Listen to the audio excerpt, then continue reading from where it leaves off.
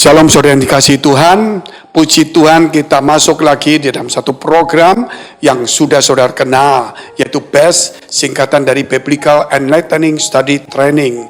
Nah, kita masuk tetap di dalam bibliologi, yaitu doktrin tentang Alkitab episode keempat. Sebelumnya saya ajak untuk kita tunduk kepala kita berdoa.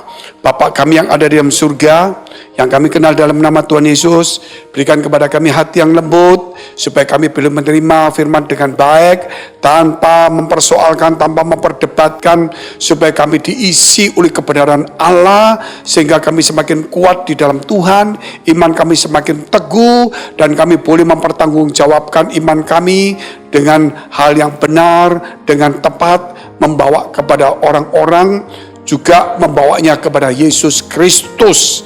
Di dalam nama Yesus yang sakit, yang susah, punya masalah, punya persoalan, tantangan, pergumulan, biar hari ini dan besok Tuhan memberkati perjalanan hidup kami semuanya. Kami siap untuk belajar bertumbuh bersama. Haleluya. Amin.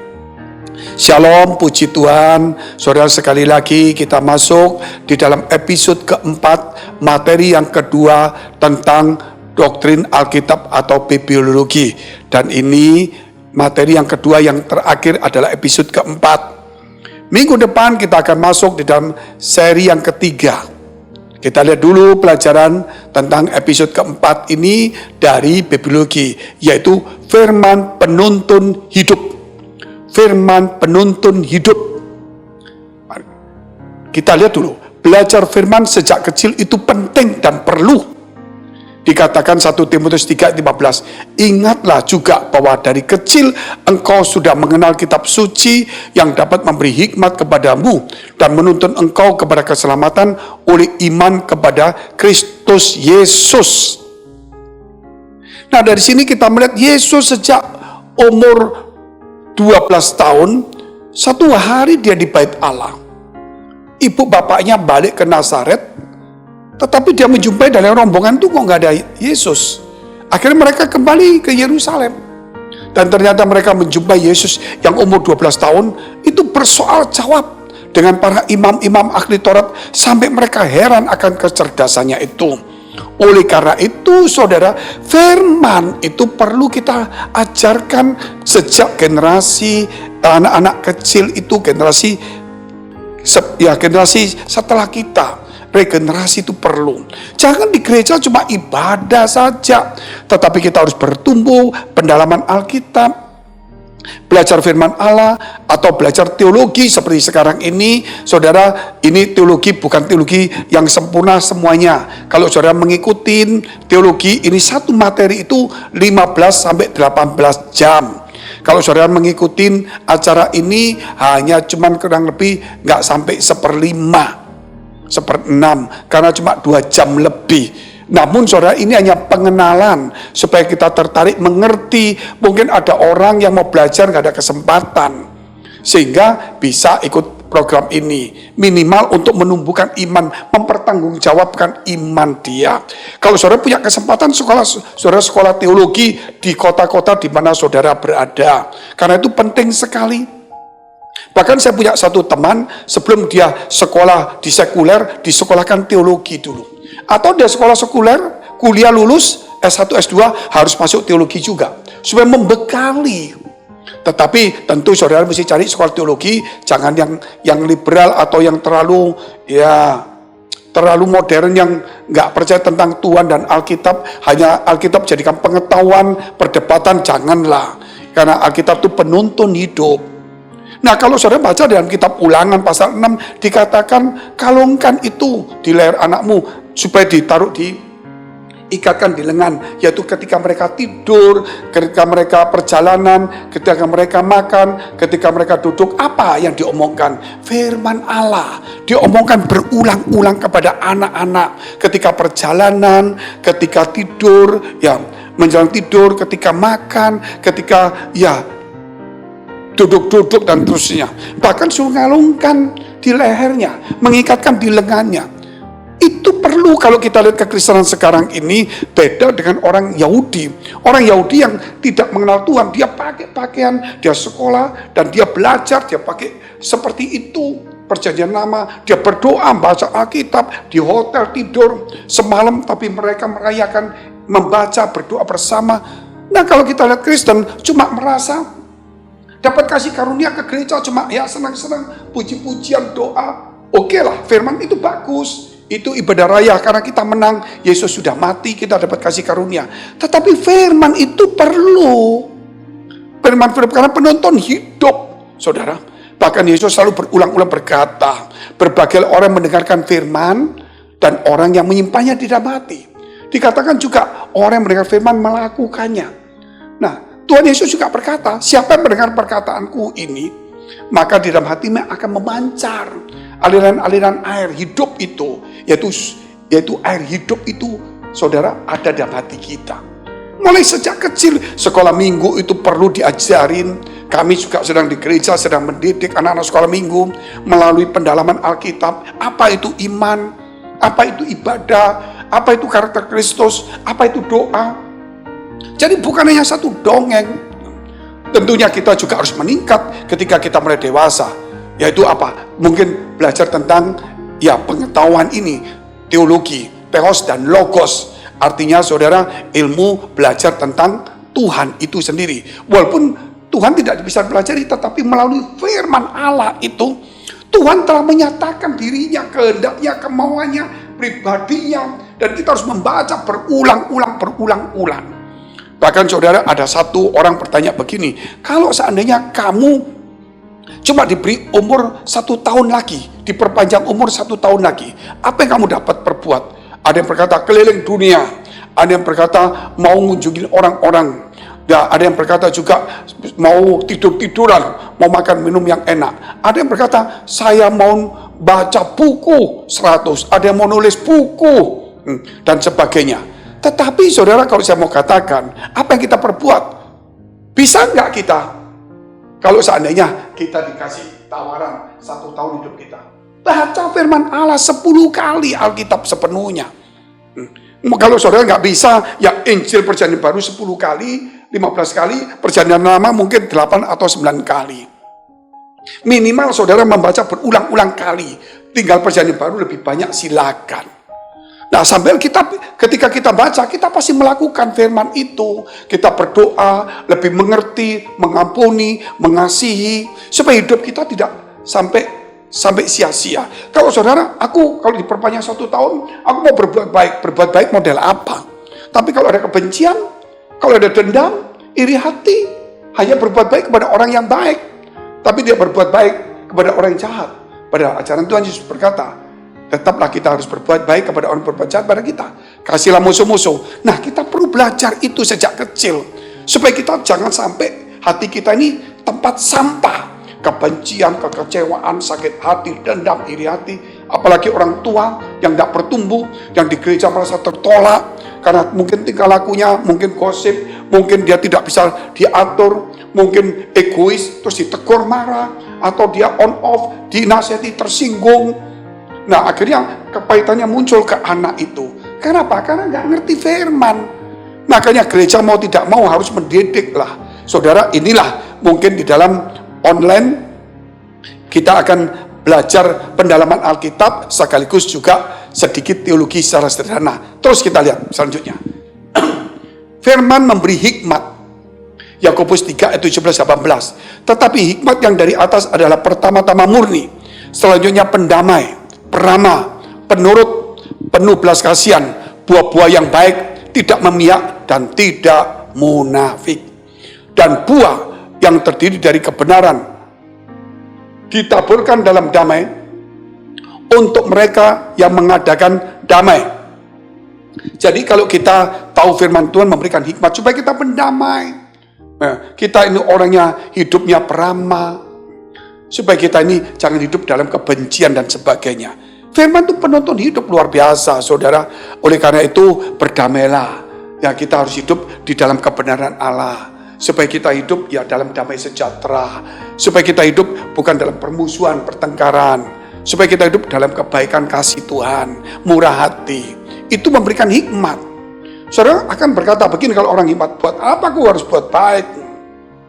Tetapi saudara tahu, orang yang jahat, orang yang jahat, kalau terus dibaikin, walaupun tidak super baik, maksudnya tetap doakan, tetap disenyumi, tetap jangan balas dengan kejahatan, itu suatu hari akan jadi baik.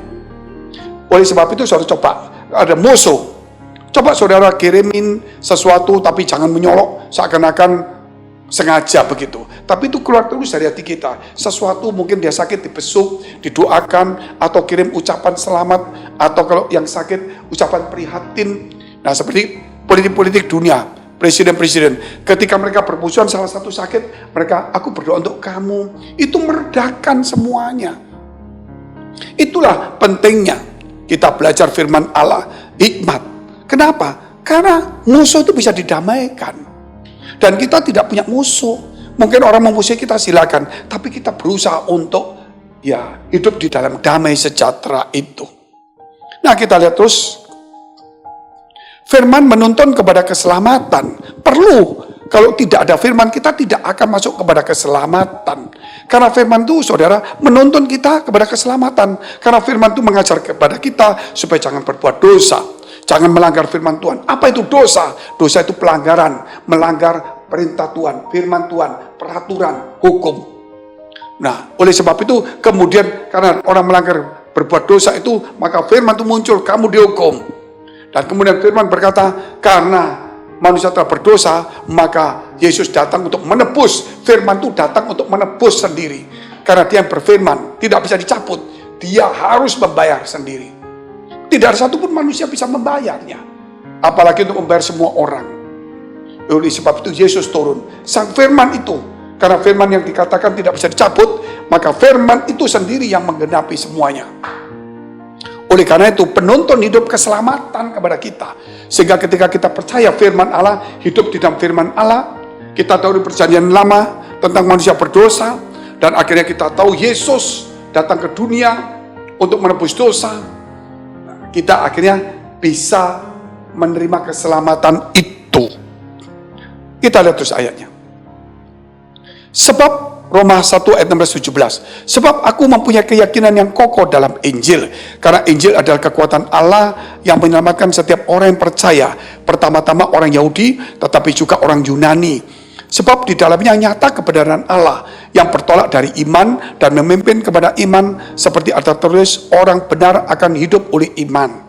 Ini Injil adalah kekuatan Allah untuk menyelamatkan setiap orang percaya Kristus. Nah, ini saudara, karena Injil itu kebenaran Allah juga. Bahkan kalau kita baca dalam kitab Yohanes 3 ayat 16, itu ayat hafalan. Karena begitu besar kasih Allah akan dunia, sehingga dikaruniakan pemberian yang terbaik.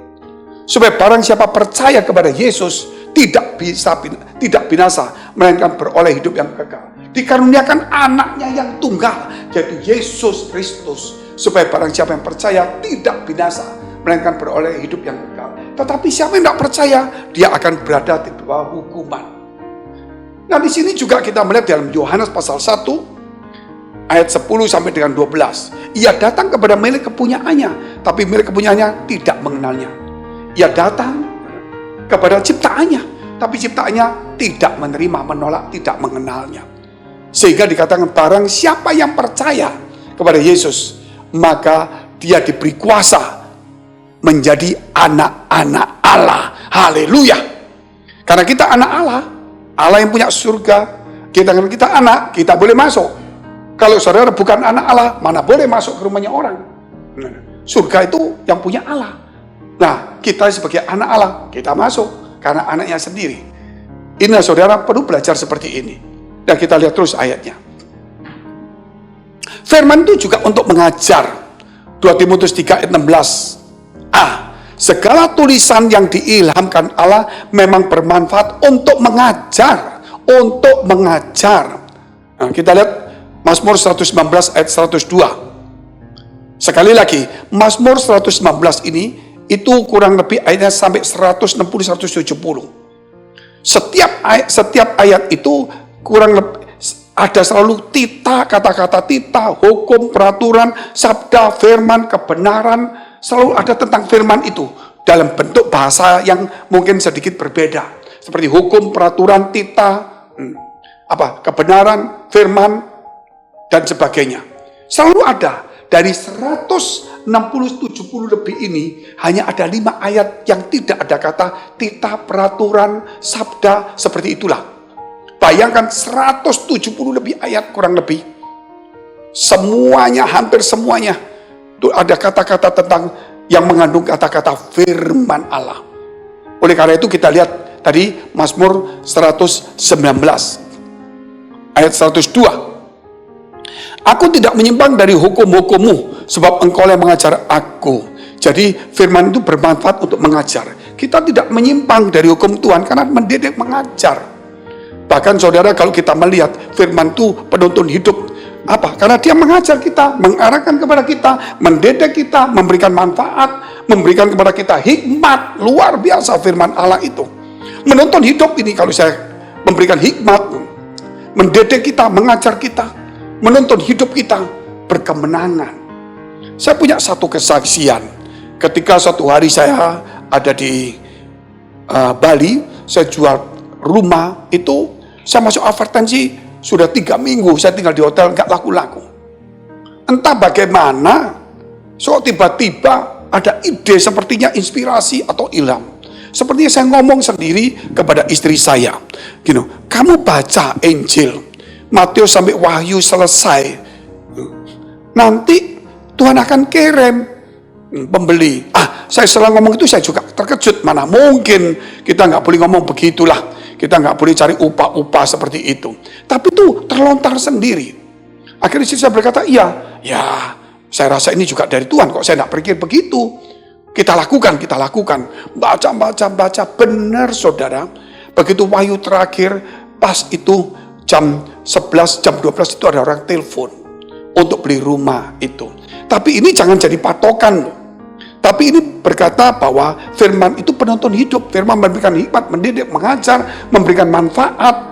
Tadi kan dikatakan, saudara, kalau kita merenungkan Taurat siang dan malam, apa saja kita yang diperbuatnya berhasil. Karena kita seperti pohon yang ditanam di tepi aliran air, yang menghisap air firman itu dan menghasilkan buah pada musimnya. Luar biasa, saudara, itu ajaran Tuhan. Jangan sampai meremehkan firman. Itu jelas diajarkan dalam kitab Amsal 13 ayat 13 ya. Siapa yang meremehkan firman akan menanggung akibatnya. Tapi siapa yang menghargai firman, luar biasa, dia akan menerima buahnya juga. Haleluya. Kita lihat terus. Firman untuk menyatakan kesalahan dan memperbaiki kelakuan, mengajar, menyatakan kesalahan, memperbaiki kelakuan. 2 Timotius 3 ayat 16b, untuk menyatakan kesalahan, kalau kita salah, untuk memperbaiki kelakuan. Makanya dikatakan firman itu seperti cermin, yaitu di dalam kitab dikatakan, saudara, kitab Yakobus pasal 1 ayat 26, sekitar 26 begitu, dikatakan firman itu seperti cermin. Ketika seseorang melihat cermin itu dan dia melihat rupanya, ada apa sesuatu yang tidak beres. Nah, setelah orang itu mengamati wajahnya di cermin, dia terus melupakan apa yang harus dibersihkan. Nah, firman itu seperti cermin juga. Ketika kita membaca firman, itu seperti cermin, kita bisa tahu kesalahan kita, rupa kita yang harus kita perbaiki bagaimana, saudara. Itu firman itu luar biasa sekali. Oleh karena itu, saudara, firman itu seperti benih juga yang akan bertumbuh. Jangan takut. Oleh karena itu dia memperbaiki kesalahan supaya jangan salah juga. Memperbaiki kelakuan supaya kelakuan kita baik. Supaya apa? Ketika kelakuan kita baik, pasti orang sekitar kita senang. Orang tua saudara kita senang. Ketika kelakuan kita baik, pasti pemimpin kita, bawahan kita senang. Apalagi Tuhan. Tentunya kita disukai orang. Nggak usah ngomong pekerjaan, otomatis kalau kita disukai pemimpin, disukai orang tua, disukai sesuatu, pasti ada sesuatu yang lebih daripada yang tidak disukai. Kita lihat terus. Yakobus 1 ayat 23 sampai dengan 25. Sebab jika seorang hanya mendengar firman saja dan tidak melakukannya, ia adalah seumpama seorang yang sedang mengamati mukanya yang sebenarnya di depan cermin. Baru saja ia memandang dirinya, ia sudah pergi, atau ia segera lupa bagaimana rupanya. Tetapi barang siapa meneliti hukum yang sempurna, yaitu hukum yang memerdekakan orang dan ia bertekun di dalamnya. Jadi bukan hanya mendengar untuk melupakannya, tetapi sungguh-sungguh melakukannya. Ia akan berbahagia oleh perbuatannya. Bahkan dikatakan ayat 26-nya, barang siapa yang beribadah tetapi tidak mengakang mulutnya, maka sia-sialah ibadahnya itu. Juga dikatakan selanjutnya, ibadah yang sejati itu mengunjungi yatim piatu. Itu ayat selanjutnya. Ini mendidik kita kan, supaya kita beribadah jaga mulut kita.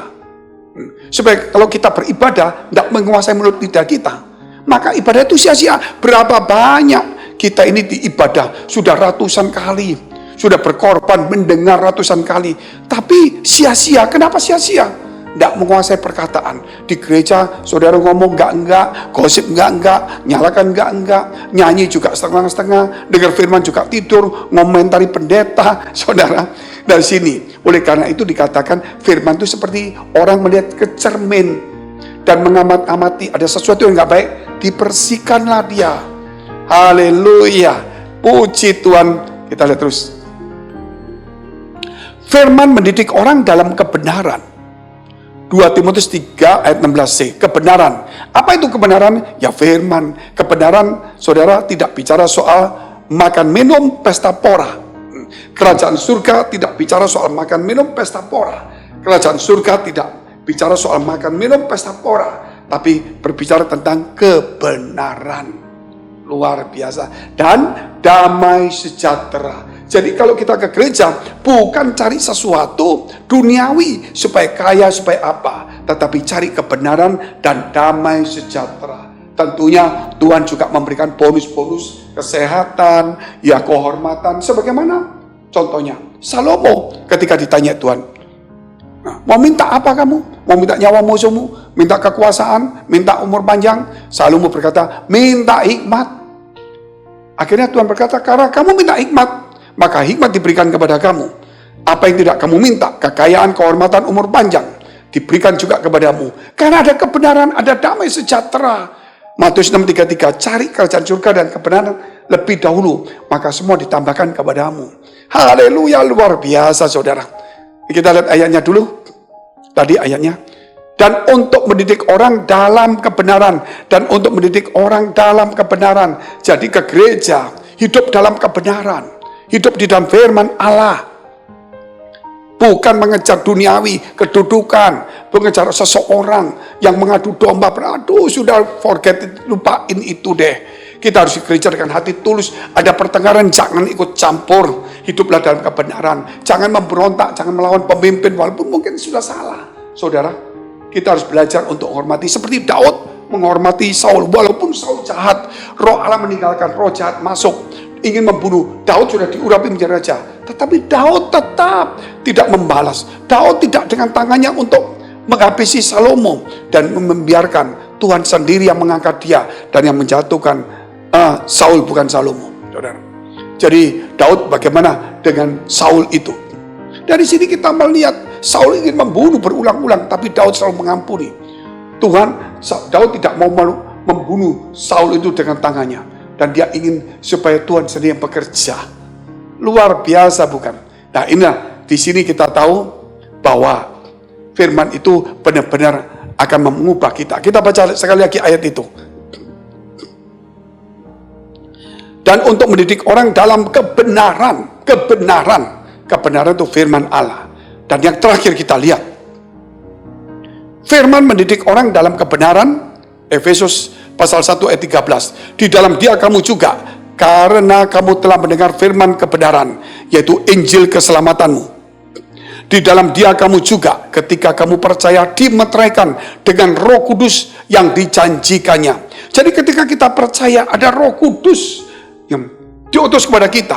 Roh Kudus menuntun kita. Roh Kudus mengingatkan kita akan ajaran Yesus. Roh Kudus juga membuat kita bersaksi tentang Yesus. Roh Kudus menghibur kita. Roh Kudus menguatkan kita. Nah, Roh Kudus menuntun kita hidup dalam kebenaran. Roh Kudus memberikan karunia. Roh Kudus memberikan buah roh dalam hidup kita. Pasti itu nanti episode yang ketiga kita akan bicara tentang Roh Kudus ini. Nah, tetapi saudara lihat ini. Dari sini kita melihat bagaimana. Selanjutnya, dia dituntun oleh Roh Kudus. Ayat selanjutnya. dimeteraikan dengan Roh Kudus yang dijanjikannya itu. Yakobus 1 ayat 18. Atas kehendaknya sendiri, Ia telah menjadikan kita oleh firman kebenaran, supaya kita pada tingkat yang tertentu menjadi anak sulung di antara semua ciptaannya. Luar biasa. Roh Kudus telah dimeteraikan. Saudara, sesuatu wasiat, sesuatu perjanjian, kalau ada materainya itu sah.